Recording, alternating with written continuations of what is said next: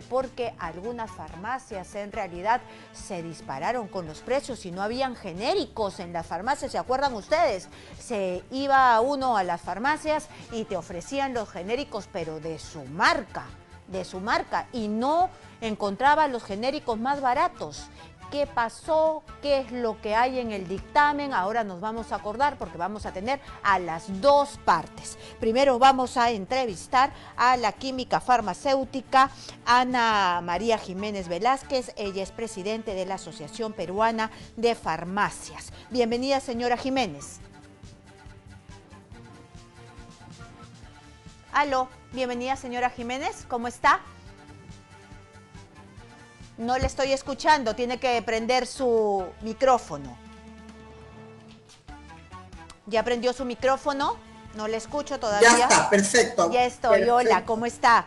Bienvenida. ¿Qué le parece? Muy buenos días, Karina. Muy buenos días. ¿Qué le parece este dictamen del Congreso de la República que, por lo que entiendo, busca que se publiquen los datos de manera trimestral sobre el stock y los precios de venta de los productos farmacéuticos que ofrecen las diferentes farmacias en el Observatorio Peruano de Productos Farmacéuticos? Esto se hacía antes de manera anual, ahora lo que están pidiendo es que se haga de manera trimestral. También están pidiendo o están diciendo que las fábricas, los importadores y los distribuidores puedan vender directamente al público de manera virtual o reparto por delivery aquellos productos que no necesitan receta médica, ¿no? Creo que esos son algunos de los puntos principales de este dictamen. ¿Qué es lo que ustedes piensan de esta propuesta de la Comisión de Defensa del Consumidor? A ver, Karina, ante todo, gracias por la invitación y considero que falta mucha información a la población y también a nuestros padres de la patria que se atreven a hacer proyectos de ley como estos, olvidándose de que estamos hablando de medicamentos. En primer lugar, ¿por qué un proyecto de ley que tiene que ver con un tema tan delicado como medicamentos lo tiene que ver simplemente la Comisión de Defensa del Consumidor, cuando hay en el Congreso también una Comisión de Salud que trata estos temas? Además, esto no ha sido socializado para nada con el MINSA ni con DIGEMIT. Vamos por partes para poder entenderlo. Que el stock y que los precios se ponga en el observatorio, eso sí es de defensa del consumidor, ¿no? Para que las personas puedan ver cuánto cuesta y cuánto hay y a dónde se pueden dirigir para no estar en esta peregrinación que para las familias es bastante doloroso. En este primer punto, el stock y los precios, sobre todo en esta coyuntura de la pandemia, se ha aumentado el tema de los precios. Nosotros los publicamos todos los meses, una vez al mes, y durante la pandemia se ha hecho incluso cada 15 días en el observatorio de precios de las páginas de DIGEMIT. O sea que toda la población tiene acceso a esa información. Entonces, en no este es punto ninguna novedad. No hay ningún problema. Por eso te hablaba de cómo lo ve, por qué lo ve la Comisión del Consumidor y no está enterado, no se informa de esto. En este punto no hay ningún problema. Eso ya entonces. se da. No hay ningún problema porque eso ya se da. Entonces, en este punto ustedes no tienen ninguna observación. Ninguna observación. Listo. Nos parece. Entonces hay que pasar al siguiente punto. Hay que pasar al siguiente punto. Que pidan algo que ya se da hace varios años. Pero no importa, todos los meses. Si ya se da, no hay ellos lo ninguna piden cada observación. 3 meses. Nosotros lo damos mensualmente y hasta quincenalmente. Pero si ya se da, entonces no hay ninguna observación de su parte. ¿Cuáles son las observaciones? Ninguna observación. ¿Cuáles son las observaciones? Que se preparen más, que se informen, ¿Cuáles son las observaciones? Vayamos no a la forma, sino al fondo. ¿Cuáles son las observaciones que usted tiene? Si esto ya se da, entonces no hay que ninguna observación que de parte del gremio que usted representa. Pero ¿cuáles son las observaciones? Nada. En cuanto a este punto, lo único que tendríamos que opinar o que decir es que se deben informar mejor, por eso que es importante que trabajen con la... con la Comisión de Salud para este tema. Ahora, en cuanto al segundo punto, que sí es grave, que se pretenda que los medicamentos, que ya se hace, que los medicamentos sin receta médica se vendan en los supermercados, en las góndolas y en cualquier tienda, como se hacía hace muchos años. ¿Y qué provocó esto? Que la población se automedicaba, por tanto, muchísimo gasto para el Estado en atender enfermedades producidas por intoxicación o reacciones adversas a medicamentos. El hecho de que sea de bajo riesgo el medicamento y no sea necesariamente que ser expendido con receta médica, no significa que no tenga un grado de toxicidad si se usa más de lo adecuado. O sea, siempre debe haber una orientación. Sin embargo, ya están los medicamentos en las góndolas, en los supermercados, ¿no? Ahora, lo tercero que se pretende con esta norma... Hay que detenernos ahí. Usted dice que ya está.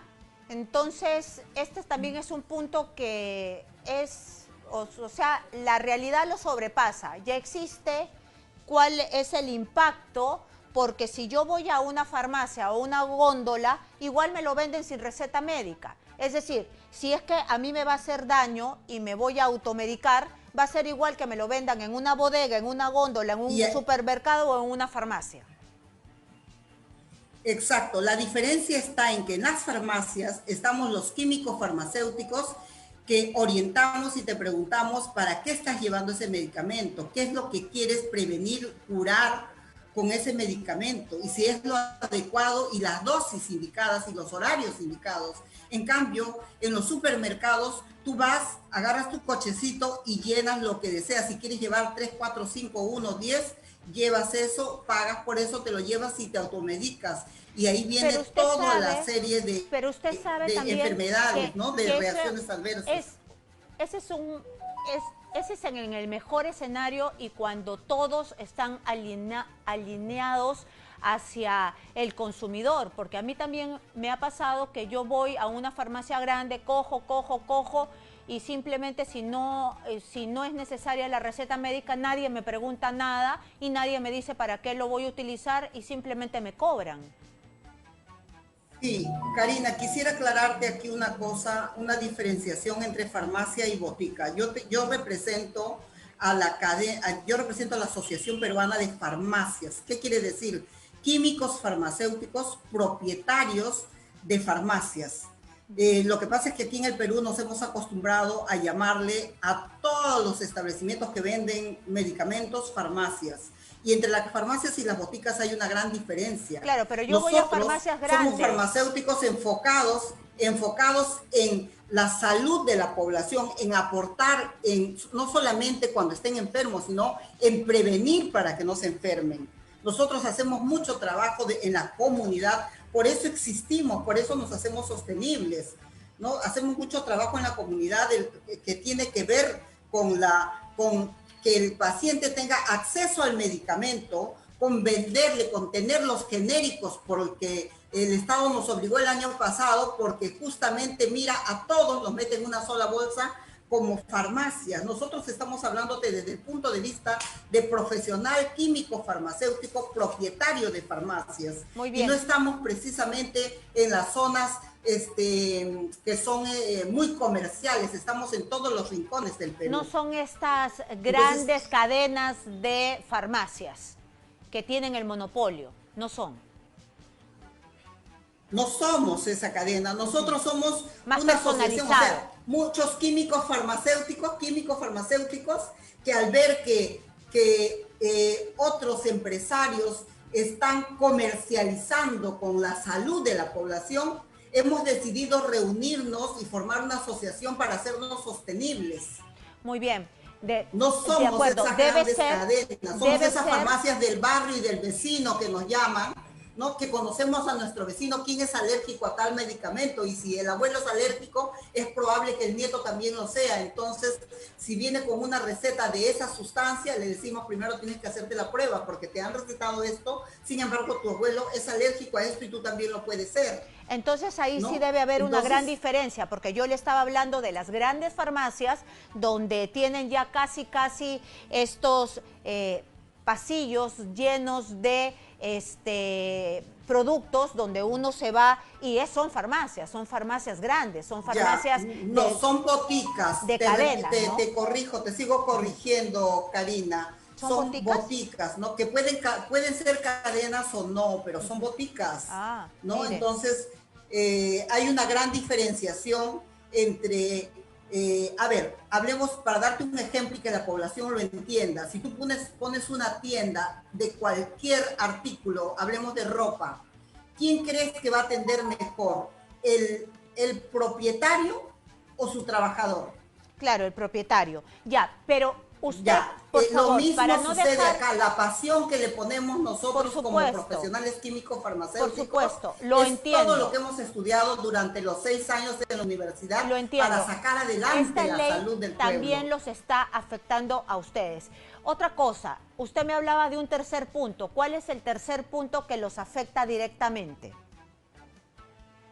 El tercer punto, mira, por ejemplo, este punto que no le estamos dando importancia, que los medicamentos estén en las góndolas de los supermercados, nos afecta muchísimo y afecta, sobre todo, no te digo, nos afecta como profesionales, porque ya te explicaba que el hecho de que el medicamento no tenga que ser necesariamente con receta médica no significa que no pueda ser tóxico, que no pueda hacer daño si no se usa como se debe usar.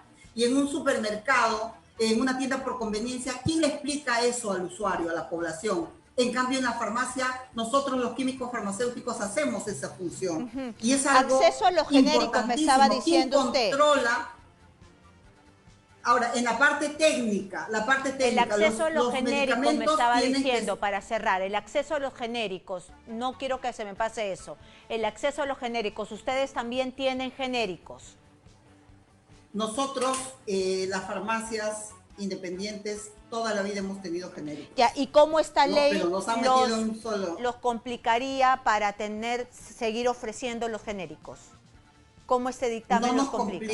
No, mira, te digo, no nos complica. A nosotros esa ley solamente nos ha molestado porque nos obligan a hacer algo que ya estamos haciendo en la comunidad y además amenazándonos con penas punitivas de multa, siendo esto además responsabilidad del Estado, ¿no es cierto? Ajá. Eso nos ha molestado, que no nos toman en cuenta las farmacias y que nos meten en un solo costal.